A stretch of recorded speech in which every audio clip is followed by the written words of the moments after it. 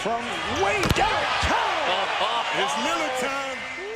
저번 영상에서는 몸을 사용하는 방식 중의 하나인 턴 스탠스에 대해 다뤘습니다. 영상 마지막에 말씀드렸듯이 오늘은 회내 스냅의 적용에 대한 이야기와 팔의 사용에 대해 다루고자 합니다. 손목의 스냅과 팔의 사용법은 서로 별개가 아니라 밀접하게 연관되어 있습니다. KBL 선수들의 손목을 앞쪽으로 꺾는 스냅은 팔을 특정한 방식으로 활용하기 때문입니다. 본격적인 이야기를 하기 앞서 이해를 돕기 위해 두 가지 사례를 보고 가겠습니다. 최근 일본의 기업 토요타에서 3점 슛 로봇인 Q3를 개발하였습니다. Q3의 슈팅을 보다 보면 어딘가 모르게 아주 익숙한 느낌이 듭니다. 팔꿈치 90도, 손목 90도, 이마 부근에 공을 올리고 손목을 림 쪽으로 꺾어주며 슛을 한다. 한국에서 농구를 했다면 최소한 한 번쯤은 들어보셨을 말입니다. 이것과 관련된 또 다른 예시 중에 하나는 슛을 배우려고 하시는 분들이라면 역시나 최소한 한 번 이상은 접하셨을 그림입니다. 이 그림은 팔꿈치와 손목의 움직임을 단순화한 그림으로 슛할 때 팔을 어떻게 쓸지 다루고 있습니다. 대부분의 농구인들은 이렇게 배워왔고 실제로도 이렇게 하고 있습니다. 하지만 앞에서의 Q3와 이 그림 모두 인간 신체의 중요한 요소가 빠져 있습니다.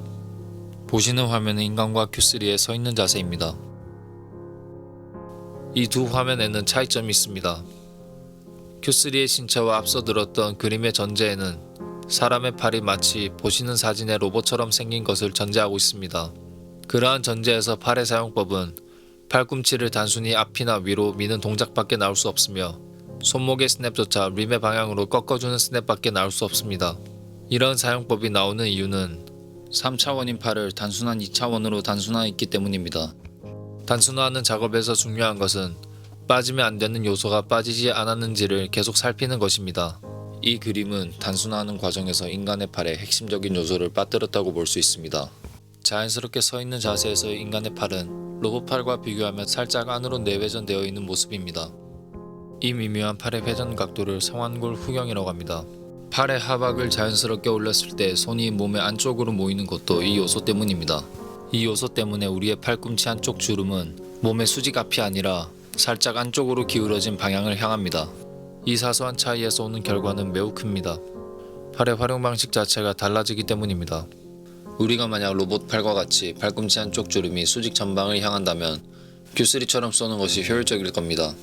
하지만 인간의 팔은 상완골의 회전 때문에 이 그림처럼 평면적으로 앞을 향해 뻗는다거나 미는 형태가 되어서는 안 되고 팔꿈치 한쪽 주름이 자신의 얼굴 방향으로 오게끔 당기는 방식으로 사용해야 합니다. 누군가는 자신의 팔을 위의 사진처럼 움직일 수 있다고 반박하실 수 있습니다. 하지만 팔을 그림처럼 움직일 수 있고 없고는 중요하지 않습니다. 더 중요한 것은 신체의 구조로 보았을 때 어떻게 움직이는 것이 더 효율적인가입니다. 이제 이것을 손목의 회내 작용과 함께 어떻게 사용하는지 다뤄보겠습니다. 릴리즈 할 때 팔꿈치를 단순히 뒤로 당기는 것이 아닌 팔꿈치 한쪽 주름을 뺨 쪽으로 당기고 엄지, 검지, 중지를 활용해 슛을 합니다. 지금 당장 슛 자세를 취해서 확인할 수 있는 사실은 팔꿈치 한쪽 주름을 얼굴 쪽으로 당기며 쭉 피는 순간 자동적으로 손이 내회전하는 것을 확인할 수 있습니다. 팔을 인위적으로 림을 향해 곧게 밀어주려 하지 않아도 충분히 신체 구조의 자연스러운 슛을 구현할 수 있습니다.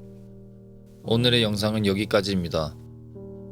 다음 영상에서는 오늘 다뤘던 내용을 현실에서 충분히 구현하기 위해 필요한 아주 필수적이면서 기본적인 요소를 다루겠습니다. 오늘의 영상 요약입니다.